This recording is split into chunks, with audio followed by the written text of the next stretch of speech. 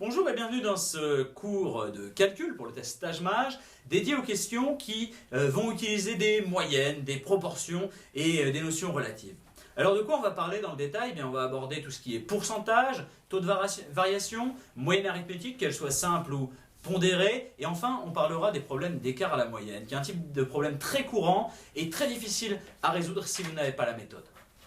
Ce cours fait partie du programme Battre Stage-Mage qui comporte une cinquantaine de cours dans les 6 sous-tests de l'épreuve, 6 tests blancs complets et corrigés en vidéo et des milliers d'exercices, tout ça de manière totalement gratuite. Je vous invite à suivre le lien vers le site qui est en bas de la vidéo pour en savoir plus.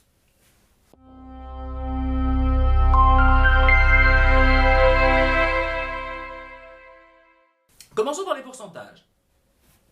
Un pourcentage, ce qu'il faut bien comprendre, c'est qu'au fond, c'est juste une façon d'écrire un nombre, d'accord? D'écrire un nombre dans le sens où 30%, c'est 30 sur 100, ou bien encore 0,3. Et qu'on peut écrire n'importe quel nombre sous forme de pourcentage. 2,17, c'est quoi? C'est 217 sur 100, ou c'est 217%. Tout ça, c'est la même chose, d'accord? Donc, on ne va pas sacraliser les pourcentages, sachant que c'est juste une façon, comme une autre, d'écrire des nombres. Ces équivalences fractions, nombres, pourcentages, il y en a 9 qu'on va devoir en permanence garder à l'esprit pour pouvoir simplifier tous les problèmes de calcul qui tournent autour de ça. D'accord? Le premier, en général, vous le connaissez, c'est que 1 sur 100, c'est égal à 1% ou c'est égal à 0,01. Celui-là, en général, il ne pose pas de problème. Qu'est-ce qu'on peut se dire aussi? Que 1 vingtième, c'est 5% ou 0,05. Que 1 dixième, c'est 10% ou 0,1. 1 huitième maintenant, et celui-là c'est un des plus importants, 12,5%, donc 0,125. Celui-là vous avez très souvent tendance à l'oublier. Ensuite, 1 dont on ne va pas pouvoir donner une valeur exacte, mais on va pouvoir s'approcher relativement près, c'est 1 sixième, d'accord? 1 sixième, c'est à peu près 17%. Et donc à peu près 0,17. De la même manière, dans ceux qu'on ne peut pas trouver une valeur exacte, on a un tiers. Un tiers, c'est 0,33333, autrement dit, c'est à peu près 33%. Un quart, on le connaît en général, un quart c'est 0,25, donc c'est 25%. Un quart, 25%, 0,25. Un cinquième, 20% ou 0,2, et il nous en reste plus qu'un, celui que vous connaissez aussi en général, c'est un demi, la moitié, c'est 50% ou 0,5. Et le Stage-Mage en général va vraiment nous inciter à jouer avec ça et à composer, à échanger un 12,5% de remise par un huitième, etc., etc. Et dites-vous bien que c'est une propriété qui va être très puissante. Pourquoi? Parce que si je vous dis, on a fait 12,5% de remise sur un produit à 160 €, quel est le montant de la remise? Si vous faites un calcul, vous allez perdre beaucoup de temps, mais si vous dites que c'est 1 huitième de 160, autrement dit 160 sur 8, vous allez vous dire c'est 8 fois 20 sur 8, ça y est, la remise elle vaut 20 €. Et clairement, on va quasiment toujours choisir des nombres qui vous permettent de faire ça. Donc, toutes ces équivalences à connaître vraiment par cœur. L'application des pourcentages maintenant. Prenons cet exemple qu'on vient de voir tout à l'heure autour d'un huitième, d'accord? Autrement dit de 12,5%. Si je dis un prix augmente de 12,5%, comment je calcule le nouveau prix? S'il augmente de 12,5%, ça veut dire que le nouveau prix, c'est quoi? C'est l'ancien prix plus 12,5% de l'ancien prix. Alors 12,5% de l'ancien prix, c'est quoi? Bah, c'est 0,125 fois l'ancien prix. Donc, si je factorise ça, j'arrive à quoi? Bah, j'arrive à 1 plus 0,125 fois l'ancien prix, ou encore 1,125 fois l'ancien prix. Et si je connais bien mes équivalences, bah, je vais pouvoir encore simplifier le problème s'y prête, en passant ça tout simplement sous terme de fraction. C'est-à-dire que je sais que 12,5% c'est 1 huitième, donc au lieu de mettre ici 0,125, je pourrais me dire que c'est le prix plus 1 huitième du prix. Et là, qu'est-ce que je sais? Je sais que l'ancien prix, c'est un prix, donc c'est 8 sur 8. Et donc, mon augmentation de 12,5%, ça revient à faire 9 huitièmes de l'ancien prix, ou 1,125 fois l'ancien prix. Ces deux-là, c'est pareil. Maintenant, si on inverse un peu le sens, et que je dis qu'un prix diminue de 20%, le nouveau prix, c'est quoi? C'est l'ancien moins 20% de l'ancien. 20% de l'ancien, c'est quoi?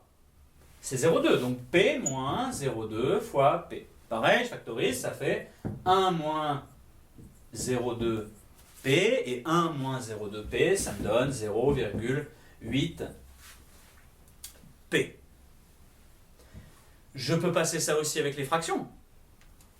Je sais que 20%, c'est 1 cinquième. Donc c'est P moins 1 cinquième de P. P c'est quoi? C'est 5 cinquièmes de P. 5 sur 5 ça fait 1. 5 cinquièmes de P moins 1 cinquième de P, ça nous donne 4 cinquièmes de P. Et ça, savoir exprimer ça, évidemment, c'est très important pour pouvoir résoudre tous ces petits problèmes rapidement. La seule subtilité qu'on va avoir dans le calcul des pourcentages, c'est pour revenir en arrière. D'accord? Pourquoi? Parce que, imaginons que j'ai un prix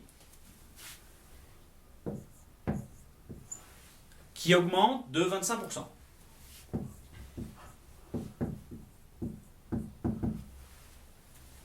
J'ai un prix qui augmente de 25%, donc j'étais à 100 euros, je passe à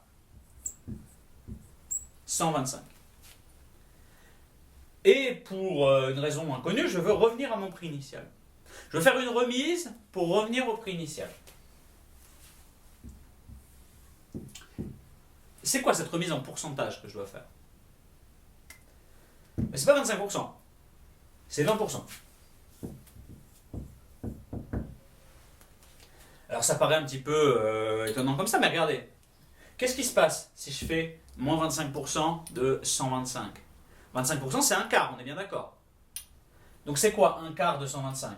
La moitié de 125 c'est 62,5.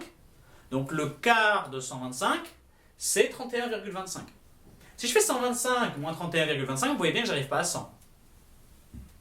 Par contre, si je fais 20%, donc 1 cinquième de 125, ça fait 25 et j'arrive à 100. Alors évidemment, je ne vais pas vous demander d'apprendre une table disant quand on augmente de 20%, il faut diminuer de 17%, etc. etc. Ce qu'on va juste bien comprendre, c'est que ça ne marche pas comme ça. Je ne peux pas faire moins 25% ici. Si je fais moins 25%, je n'arrive pas sur mon résultat initial. Alors on va tout simplement se demander quelle est l'opération au fond que j'ai fait pour passer de 100 à 125 en faisant plus 25%? C'est ce qu'on vient de voir. J'ai fait fois 1,25. Donc si je veux annuler celle-là, cette opération de fois 1,25, ce que je vais devoir faire tout simplement, c'est diviser par 1,25. De la même manière, j'ai fait quoi? J'ai fait fois 5 quarts, vu que j'ai augmenté un quart. Si je veux revenir en arrière, je dois diviser par 5 quarts.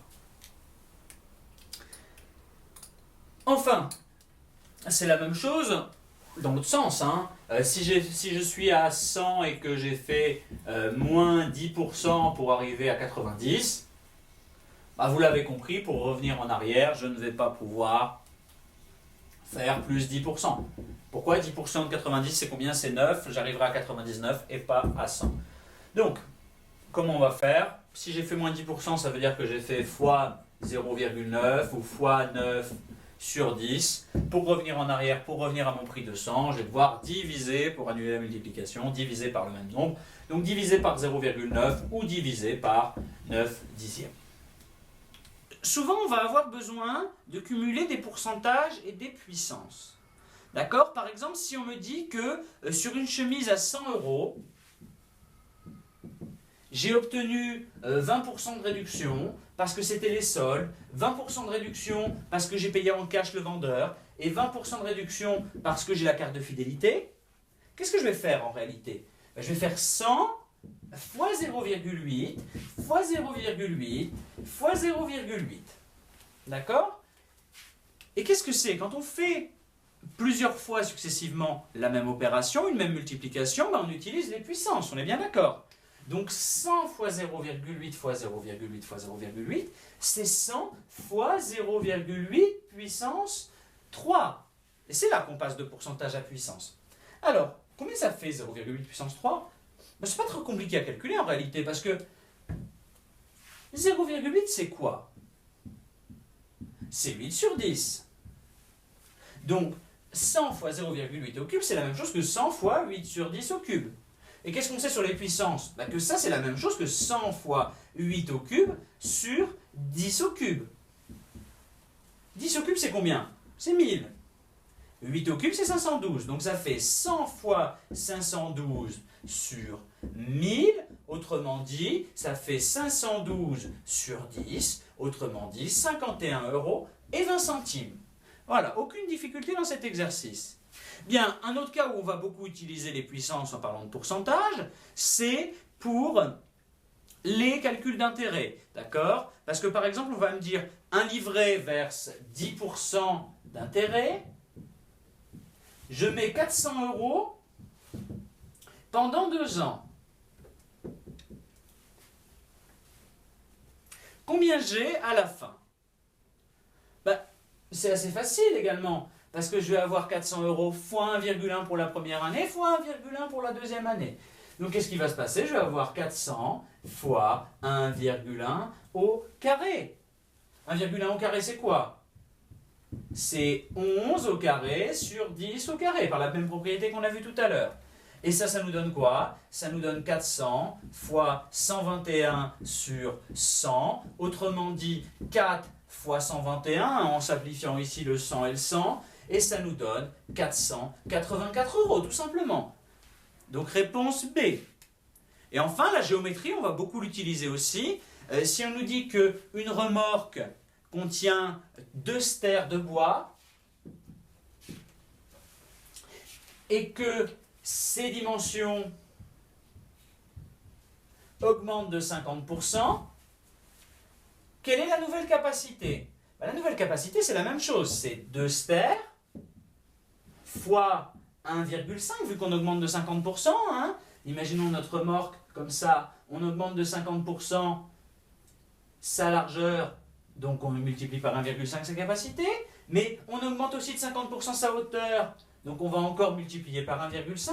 Et on augmente aussi sa profondeur. Donc on va tout multiplier par 1,5. Autrement dit, on va faire fois 1,5 parce qu'on a multiplié la hauteur, fois 1,5 parce qu'on a multiplié la longueur, et fois 1,5 parce qu'on a multiplié la profondeur. On arrive à quoi? On arrive à 2 fois 1,5 fois 1,5 fois 1,5, autrement dit 2 fois 1,5 au cube. Alors 1,5 au cube, ça fait combien? On va le calculer, ça nous fait 2 fois 15 au cube sur 10 au cube. Et là, 15 au cube, on ne le connaît pas, et on n'a même pas à le connaître. Donc, qu'est-ce qu'on pourrait faire? On va se dire ça, on va se dire que 15 au cube, c'est 15 au carré fois 15 sur donc 10 au cube. 15 au carré, par contre, on le connaît, c'est 225. Donc, c'est 225 fois 15 sur 10 au cube. 225 fois 15, comment on fait ça? Multiplication par 15, c'est facile. Je vais faire 225 fois 10. C'est 2250, on est bien d'accord? Et je vais faire 225 fois 5, c'est la moitié. Donc 2250 divisé par 2, ça fait 1125. 2250 plus 1125, ça fait 3375. Donc ça fait 3375 sur 10 au cube. Donc 2 fois 3375 sur 10 au cube, ça fait 6750 divisé par 10 au cube, 1000, autrement dit 6,75 stères. Et c'est la réponse E.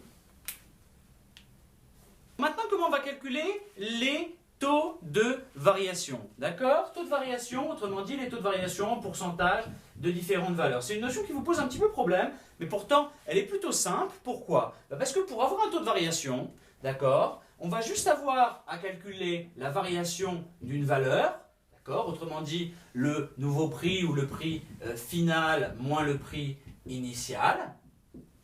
Et on va diviser ça par quoi? On va diviser ça tout simplement par la valeur initiale, ou on va dire la valeur du comparé. Alors on va prendre deux exemples. Premier exemple, on a un pantalon qui coûte à la base 120 € et que moi j'ai payé 90 €. C'est quoi la remise que j'ai eue en pourcentage? Je vais regarder déjà la différence des valeurs. Donc la différence des valeurs, c'est le prix final 90 moins le prix initial auquel je l'ai payé 120.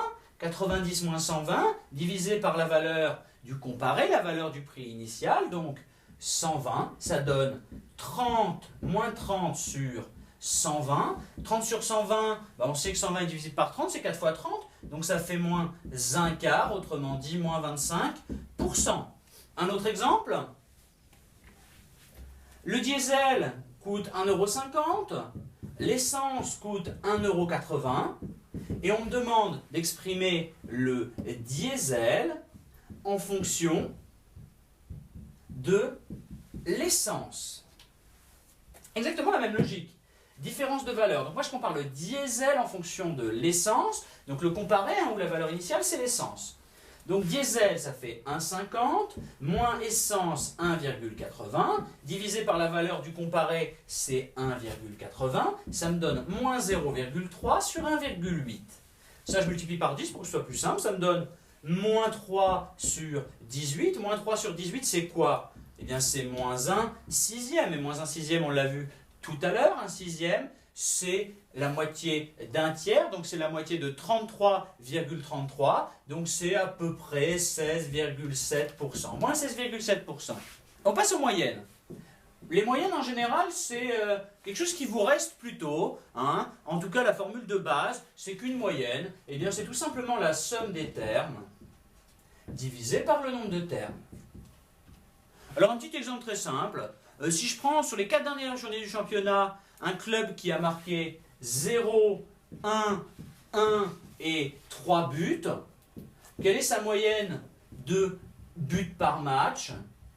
Je vais juste faire la somme de ces termes-là, donc 0 plus 1 plus 1 plus 3. On va diviser ça par le nombre de termes, donc le nombre de matchs, 4.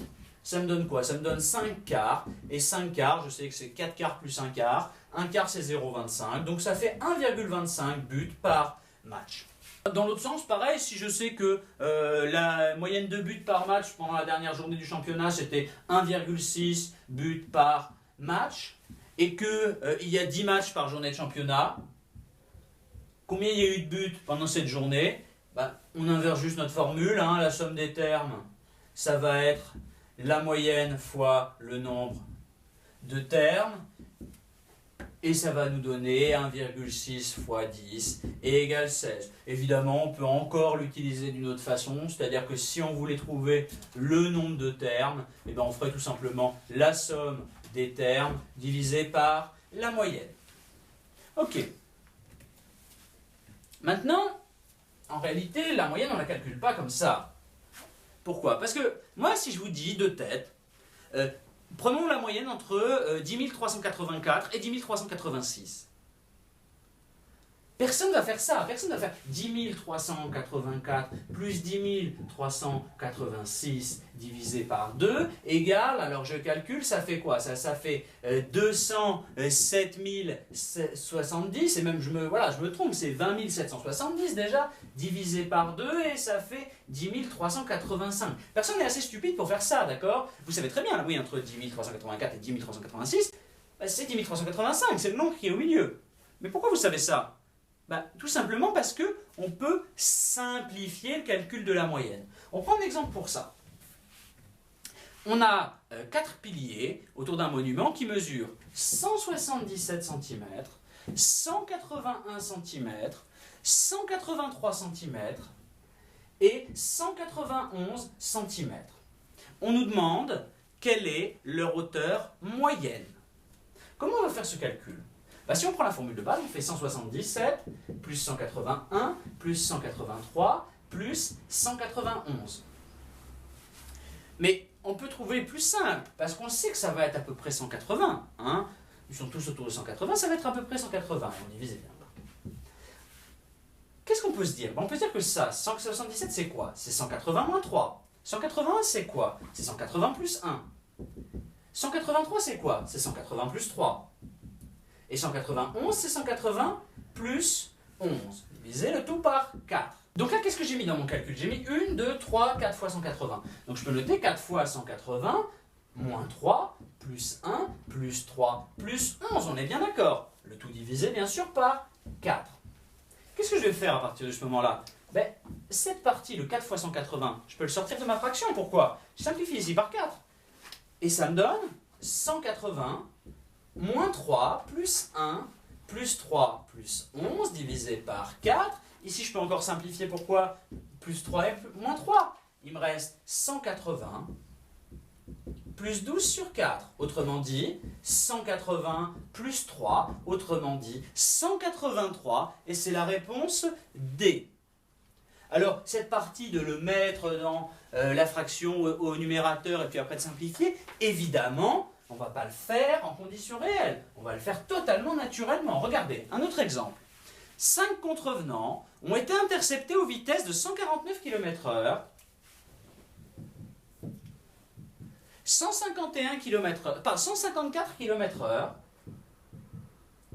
162 km/h,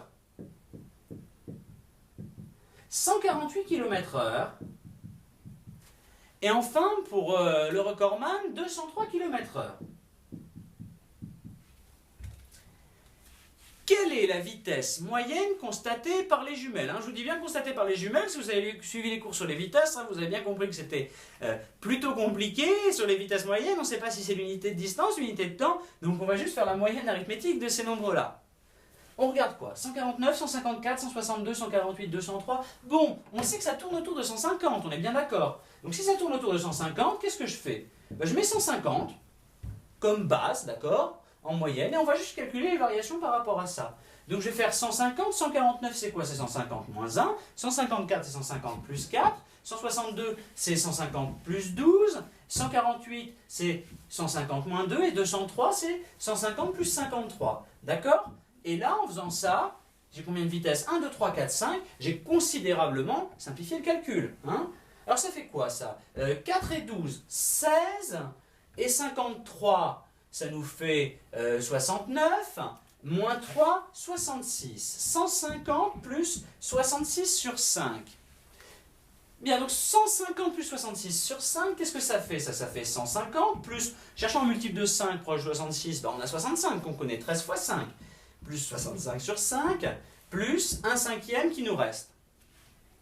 Ça donne quoi? Ça donne 150, plus 65 sur 5, on vient de le dire, c'est 13, et 1 cinquième, c'est 0,2. 150 plus 13 plus 0,2, ça fait 163,2 km/h. Et ça, 163,2 km/h, c'est notre réponse C. On passe aux moyennes pondérées. D'accord? Moyenne pondérée, c'est quoi? Si on nous dit un négociant en vin mélange 2 litres achetés 3 € par litre, à quoi? Il le mélange à 7 litres achetés 2 € par litre, achetés 2 € par litre, et enfin à 3 litres achetés 8 8 euros par litre. Quelle est la moyenne du mélange, d'accord? Du prix de revient du mélange. Alors qu'est-ce que je peux faire? Je peux faire la somme des prix. Hein. Je peux me dire 2 litres à 3 euros, donc ça fait 3 plus 3. 7 litres à 2 euros, 2 plus 2 plus 2 plus 2 plus 2 plus 2 plus 2. Et 3 litres à 8 euros, plus 8, plus 8, plus 8. Sur le nombre total de litres, donc 2 plus 7, 9, plus 3, 12. Évidemment, ce calcul-là, on va perdre beaucoup de temps à le faire. Surtout qu'on est en train de parler de 2, 7 et 3 litres, mais on pourrait parler de 50, 80 et 100. Bon, alors, qu'est-ce qu'on va faire? Tout simplement, au lieu de mettre 3 plus 3 ou 2 plus 2 plus 2 plus 2, on va tout simplement le mettre 2 litres à 3 euros. On sait que c'est 2 fois 3, hein, tout simplement. Donc on va faire 2 fois 3 plus 7 fois 2 plus 3 fois 8, le tout divisé par 12. D'accord? Et c'est beaucoup plus simple comme ça. 2 fois 3, 6, 7 fois 2, 14, et 3 fois 8, 24, divisé par 12. Qu'est-ce qu'on a ici? Eh bien, 6 plus 14, ça fait 20. 20 plus 24, divisé par 12. Notre 24 sur 12, on va le laisser, on ne va même pas le calculer parce qu'on sait que c'est 2. Donc ça nous fait 20 sur 12 plus 2. 20 sur 12 plus 2, ça fait 8 sur 12 plus 12 sur 12 plus 2. Ça fait quoi ça? Ça fait 1 tiers, 2 tiers même. 8 sur 12 plus 1 plus 2. Ça fait 3 plus 1 tiers. 3 plus 2 tiers, pardon. Donc 3 plus 2 tiers, ça fait 3,67 à peu près. 3,67, c'est la réponse B. Qu'est-ce qu'on aurait pu faire? On aurait pu faire encore mieux. C'est-à-dire qu'au lieu de mettre 3, 2 et 8, on aurait pu dès le départ se dire que la moyenne, ça tournait dans les 3 euros et faire comme on a fait tout à l'heure. C'est-à-dire, on va prendre nos 3 euros de moyenne qu'on estime, plus 2 litres qui ont une différence avec ces 3 euros de 0, vu que c'est 3 euros du litre, plus 7 litres qui ont une différence avec quoi de nos 3 euros? Ils ont une différence de 1 euro, donc 7 fois moins 1 euro de différence. Et les 3 litres à 8 euros, ils ont quelle différence? 5 euros de plus, donc plus 3 fois 5. Le tout divisé toujours par 12. Ça nous donnait 3, plus 2 fois 0, 0, 7 fois moins 1, moins 7. 5 fois 3, 15. Donc plus 15 moins 7 sur 12. On retrouvait bien notre 3 plus 8 douzièmes qui donnait 3 plus 2 tiers et donc 3,67. De manière beaucoup plus rapide.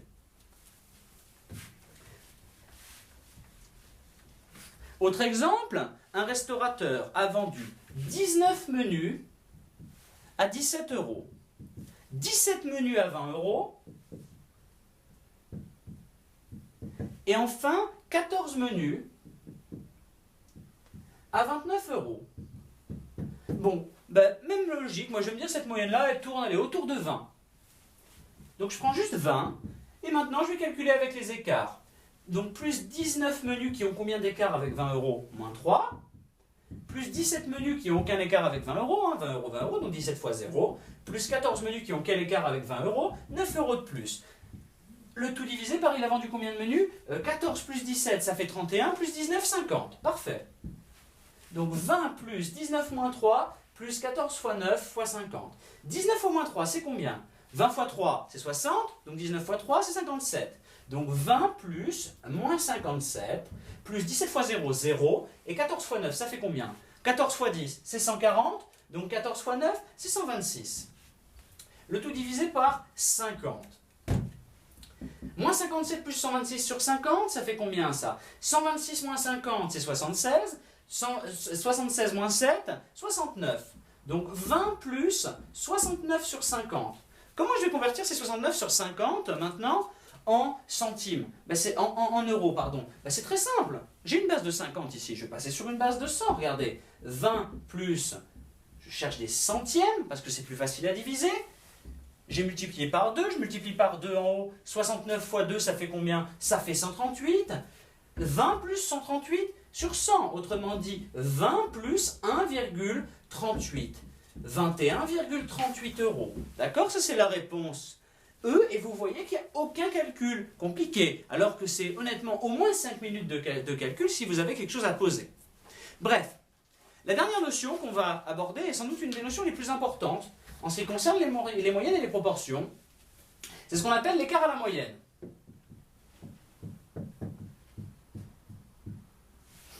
En fait, c'est si je vous dis que La moyenne des garçons dans une classe, c'est 14. La moyenne des filles, c'est 16. La moyenne générale, c'est 15. Pour certains d'entre vous, mais ce n'est pas la majorité, il y en a qui vont se dire c'est évident. Si la moyenne, c'est la moyenne des deux moyennes, ça veut dire qu'il y a autant de garçons que de filles. Et même ceux pour qui c'est évident, si je leur dis que la moyenne des garçons c'est 14,32, la moyenne des filles c'est 17,21 et la moyenne générale de la classe c'est 16,28, ils vont avoir plus de mal à trouver. Alors vous allez voir que sur ces problèmes-là, que si vous tentez de résoudre d'une manière formelle, vous perdez des minutes précieuses au tâche-mage, on peut les résoudre d'une manière très simple, en se rappelant juste d'une petite formule, c'est que dans un groupe, la proportion de A, elle est égale à l'écart entre B et la moyenne sur l'écart entre A et B. D'accord? Ici, je vous parle de valeur absolue. Ce n'est pas A moins B ou B moins M ou M moins B. Vous pourrez éventuellement le faire avec les valeurs exactes, mais ça n'a aucun intérêt. Le point vraiment crucial sur cette formule, c'est ça. C'est que c'est la proportion de A qu'on calcule à partir de l'écart entre B et la moyenne. Ça paraît contre-intuitif comme ça. En réalité, c'est plutôt logique. Parce que s'il y a beaucoup de A, ça veut dire que l'écart important, il est entre B et la moyenne. Parce que les A pèsent plus. Mais bref, en tout cas, rappelez-vous bien de ça pour calculer la proportion de A. On ne répétera jamais assez, on a besoin de l'écart entre B et la moyenne, pas l'écart entre A et la moyenne. Et on compare ça à l'écart entre les deux valeurs A et B. Illustrons ça dans un exemple. On a une classe de 30 élèves, dans laquelle la moyenne générale c'est 14. La moyenne des garçons, c'est 10. Et la moyenne des filles, c'est 16. Vous remarquez ici, comme dans tous les autres ouvrages de préparation, la moyenne des filles, elle est toujours significativement supérieure. On ne peut pas être accusé de misogynie. C'est quoi le nombre de filles dans cette classe? Le nombre de filles, en tout cas la proportion de filles qu'on peut trouver à partir de l'écart à la moyenne, eh bien c'est l'écart entre les garçons et la moyenne générale divisé par l'écart entre les garçons et les filles. Proportion de filles, donc c'est l'écart entre les garçons et la moyenne. Les garçons 10, la moyenne 14, il y a un écart de combien? De 4. Sur l'écart entre les garçons et les filles, donc 10 et 16, il y a un écart de combien? 6. La proportion de filles, c'est 4 sixièmes, autrement dit 2 tiers. Donc le nombre de filles, c'est 2 tiers de 30, il y a 20 filles dans la classe. Vous voyez qu'une fois qu'on a compris ça, ces exercices-là sont vraiment d'une difficulté infantile. Hop, un autre exemple, on continue dans cette logique-là. Le pommeau, titre, 18 degrés, et c'est un mélange entre du calvados, qui titre 40 degrés, et du jus de pomme, fermenté, qui titre 7 degrés. Quel est le pourcentage de calvados dans le mélange, c'est-à-dire dans le pommeau? Encore une fois, quand on a cette méthode, c'est extrêmement simple.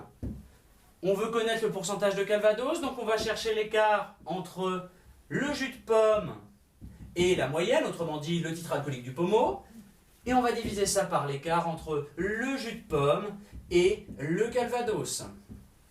Ça nous donne quoi? L'écart entre le jus de pomme 7 et le pommeau 11, divisé par l'écart entre le jus de pomme et le calvados, 7 et 40, 33. 11 sur 33, un tiers.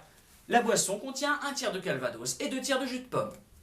Le cas qui peut être un petit peu plus complexe, c'est si on parle de pourcentage, d'accord? Et qu'on combine cette notion de pourcentage et cette notion d'écart à la moyenne. On nous dit par exemple, j'ai investi 1000 € en actions continent et unico. Je dispose aujourd'hui de 1200 € grâce à une hausse de 50% des actions unico et une baisse de 30% des actions continent et une baisse de 30% des actions unico. Quelle part de mes 1000 € avais-je investi en actions unico? Alors là, il faut bien comprendre que c'est toujours le même problème, d'accord? C'est-à-dire qu'on va avoir une variation moyenne du portefeuille, une variation des actions continent, une variation des actions unico, et ça va nous permettre de trouver la proportion de chacune d'entre elles. Alors, comment on fait pour passer de 1000 à 1200? Bah, on peut bien voir que c'est plus 20%. Pour en être certain, on va bien faire la différence. C'est la différence des valeurs, autrement dit finale moins initiale, que vient diviser la valeur initiale. C'est ce qu'on a vu tout à l'heure sur les taux de variation. Ça nous permet de faire un petit peu un cas de synthèse. Donc ça fait 1200 moins 1000 sur 100. Et 1200 moins 1000 sur 100, ça fait quoi? Ça fait 200 sur 1000 et ça donne 20%. Donc ici, on a plus 20%. Et c'est là où il faut être un petit peu smart et se dire qu'au final, on va comparer 50% de hausse, 30% de baisse, et le tout doit donner une moyenne de 20%. Et qu'au final, c'est exactement le même problème que si c'était des notes, que si c'était un taux d'alcool, que si c'était toute autre chose. Alors regardez, ici moi je cherche le taux de quoi? Je cherche la proportion d'actions unico. Donc le taux de unico. Le taux de unico c'est quoi? Ben, c'est la différence, l'écart entre continent et la moyenne divisé par l'écart entre continent et unico. D'accord? Continent et la moyenne. La moyenne c'est 20%, continent ils ont gagné 50%, donc l'écart entre continent et la moyenne c'est 30%.